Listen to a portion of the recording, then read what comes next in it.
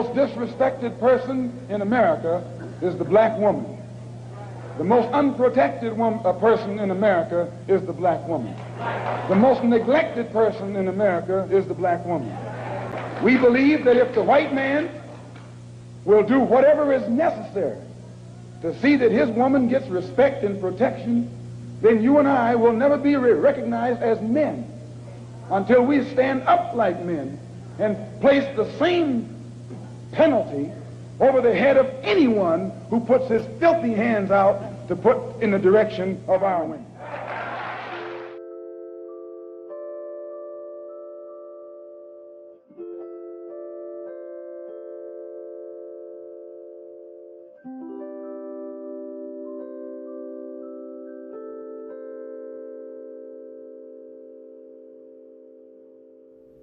I dedicate this poem to all the black women who walk upon the surface of this earth. I want to make it known that I'm not trying to speak on behalf of all black men, but instead I'm trying to unearth the love and appreciation that I possess using the power of my words. I know that I don't need to remind you all of how much you are worth. I understand that you don't need my compliments or my consolation. But every subsequent sentence and affirmation is a product of all of the conversations that I've had with black women over the phone and while adjacent. And based off of your words, it sounds like you are starting to become quite complacent regarding your placement in our lives. Despite the fact that you are our mothers, our sisters, our daughters, and our wives, we seem to constantly penetrate the flesh of your backs with our knives. And it's so easy for me to just sit back and deflect and say that I am different. And most of the time, anybody who goes out of their way to say that really isn't. But I know that I'm the exception. I'm always in a constant state of self-reflection. And I know that I love my mother way too much to even think of projecting what I don't like about myself in the direction of the black women that I can't help but be enamored with. And I mean that platonically and romantically, because to me, you all collectively and individually are Jehovah's gift. With that being said, you can probably understand why I'm so confused by the rift that exists between us. I mean, we're already grappling with the prejudice that filters how the rest of the world sees us, yet we still remain divided from within. And based off of the testimonies that I've received, most of that stems from the recurrent inadequacies of black men. I asked at least 30 of you whether or not you feel as though we properly appreciate, love, protect, and safeguard you all. And not once have I received a yes, but instead I've been told that we invalidate your existence and make you feel so small. That we project all of our insecurities and our self-hatred onto the canvas of your melanin and show more interest in those with lighter shades of skin as if they are innately better than those with darker shades, and that has unfortunately become the precedent.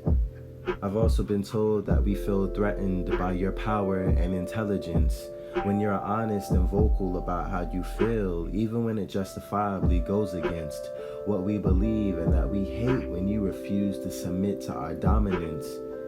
As a result, we try to find solace in those who have a melanin deficit because we find women who are passive naturally attractive due to the fact that they make us feel way more masculine. It's also been conveyed to me that we have the tendency to make you feel like you're less than human, especially when you honestly try to say how you feel and we make you out to be the mad black woman. Instead of acknowledging how you feel, we tend to get defensive and start to trivialize your perspective. And instead of seeing you as people made up of flesh and bone with your own ambitions and objectives, we sometimes see you as nothing more than someone to lay down and have sex with. Even though I see myself as different than the rest for the most part, I am still a black man at the end of the day. And after taking in every single word that you all felt inclined to convey, I can honestly say that you are right. Just think about that for a moment. You are right about everything. And when I say everything, I really mean everything. So, we need to do better because you all deserve better. Not only are you women, but you're also black on top of that, so you're already under enough pressure as it is. Nowadays, just because you are who you are and you exist, even walking down the street by yourself is a risk. I mean, I can't imagine getting hit with the whole "yo, excuse me, miss," and then being called the B word just because some men were convinced that they were entitled to you as if they couldn't get dismissed. A lot of you also brought to my attention the pressure of having to maintain and create an image, and how the world sets boundaries and limits that compel you to run back and forth between the scrimmage of what a black woman is supposed to look like and the parts of yourself that you naturally exhibit. I mean, they tend to fetishize your flesh and associate your beauty with sex, with marketing that's purposely explicit. It makes some of you become your own worst critic when your bodies don't fit in with the universal standards that in reality are nothing but unrealistic. If it's not your body, then the obsession is channeled towards your hair. And I was initially unaware of the true measure of care given to it, as well as the reason why you all invest so much time and energy. But it was conveyed to me that for women, hair is a symbol of power and fertility, for it also seemingly acts as a measure of someone's femininity. I know that we were all created in God's image, but when I think of black women, I think of divinity. Not only do you give birth to humanity, but you'll also shift the plates that compose reality with your existence alone. Adam felt lonely, but when Eve was created out of some of his bones, she made the Garden of Eden a home. And I'm not trying to affirm your existence based on its relation to that of my own, but instead I'm trying to acknowledge the fact that there are collectives of black men who don't agree with or condone the ways in which the world unjustly treats you. I hate the fact that you're always expected to be strong to the point where nothing should ever defeat you. So whenever I meet and greet you, I always find myself humbled by everything that you've been through. I honestly can't fathom why it's so hard for some to understand that black women are also people. It seems like a lot of us attach worth to women only when you contribute something to a man's life, as if you're not already equal, like you're not already independent and self-sufficient in your own ways. And that's not even remotely okay, because you are more than just compliments to men and the roles that society has prepared for you to play. It appears as though the hierarchy of patriarchy doesn't really associate women with independence, but instead imposes upon you all an existential prison sentence in which you're expected to function exactly how they want you to without any resistance.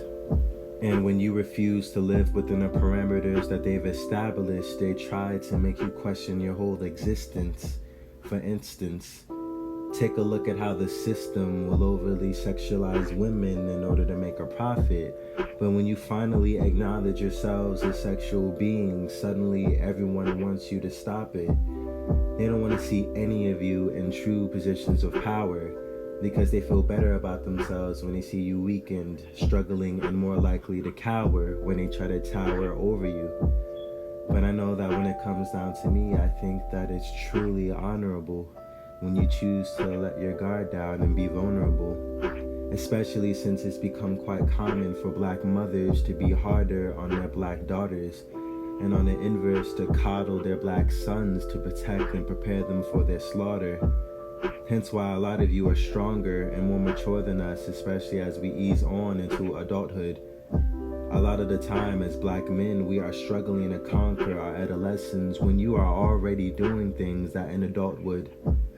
Understandably so, the price of obtaining that level of maturity is a lot of unprocessed pain.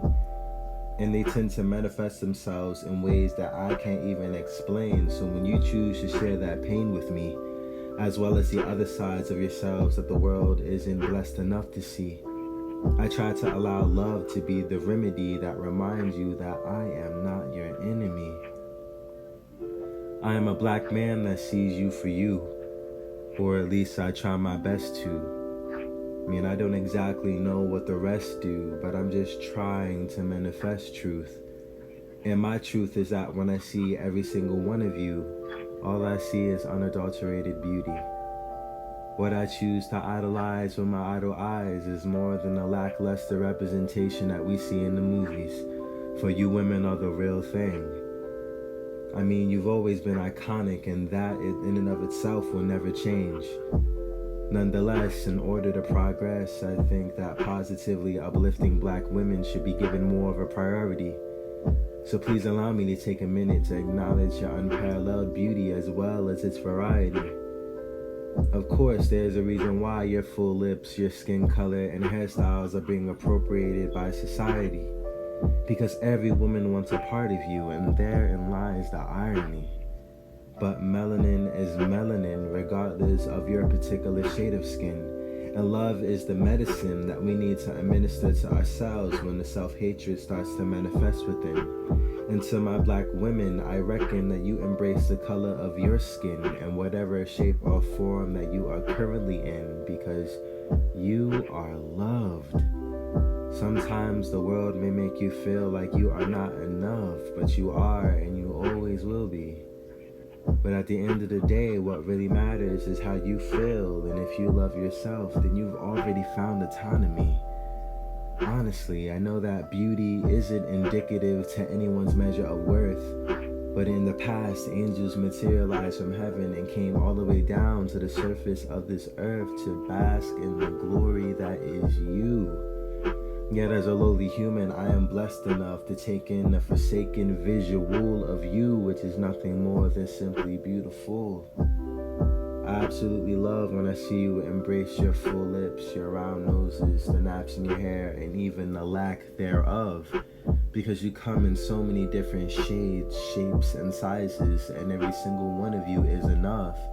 And don't allow anyone to tell you anything different. I hope that when I ask you all the same question in a few months, your answers will be different. But even if they're not, your existence isn't dependent on the system that fails to properly safeguard and protect you. I just know that as a black man, I will always try my best to nurture, love, and respect you. I will not try to perfect you, but instead I want a chance to get to know and accept you. And I certainly plan to.